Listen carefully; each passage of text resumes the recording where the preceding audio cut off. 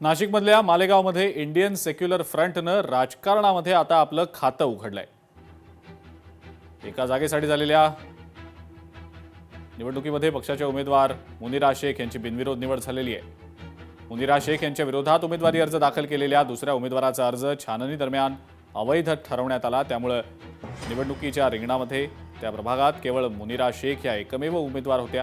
मात्र नियमानुसार जरी त्यांची बिनविरोध निवड झालेली असली तरीही या विजयाची अधिकृत घोषणा मतमोजणीच्या ठरलेल्या दिवशीच केली जाणार आहे। या अनपेक्षित यशामुळे मालेगावमधल्या इंडियन सेक्युलर फ्रंटच्या कार्यकर्त्यांमध्ये उत्साहाचं वातावरण आहे।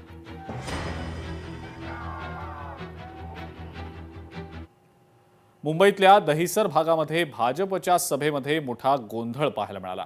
उमेदवारी न मिळाल्यामुळे नाराज झालेल्या भाजपच्या वृषाली वघावे यांनी थेट मंचावरच आपली खंत व्यक्त केली आणि पक्षाच्या नेत्यांना जाबही विचारला।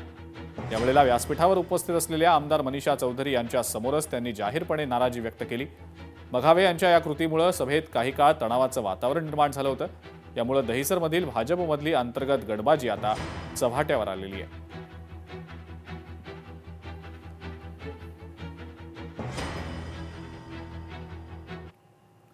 बातमी नागपूरमधली आहे। नागपुरात राष्ट्रवादी काँग्रेसच्या एका संतप्त कार्यकर्त्यानं उमेदवारी न मिळाल्याच्या नाराजीतनं पुन्हा एकदा निषेध आंदोलन केलं।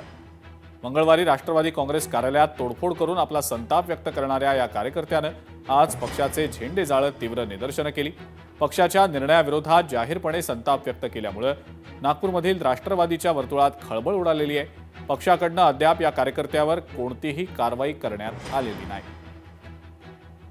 बबनराव पार्टीकर, मी गेल्या 9 वर्षापासून राष्ट्रवादी काँग्रेस पक्षात काम करत होतो। मला तिकीट मी प्रभाग क्रमांक 5 मधून उमेदवारी अर्ज दाखल भरलेला होता। का झालं का मला नाही का तिकीट दिली नाही। या महेंद्र गुप्तानी 5 लाख रुपयात तिकीट घेतली आहे। तिकीट अगर खरीदायचं राहिलं असतं तर मी राष्ट्रवादीमध्ये कशाला काम केलं असतं।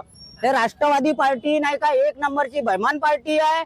मी अजितदादाला एक म्हणतो, आदरणीय अजितदादा पवार साहेब, प्रफुल्ल पटेल साहेब, आणखी सुनील तटकरे साहेब यांना मी हेच आग्रहाची विनंती करतो, कार्यकर्त्यावरती अन्याय झाला आहे, न्याय द्यायची कोशिश करावा। लोकशाही मराठी ऐका, पहा, जागरूक रहा।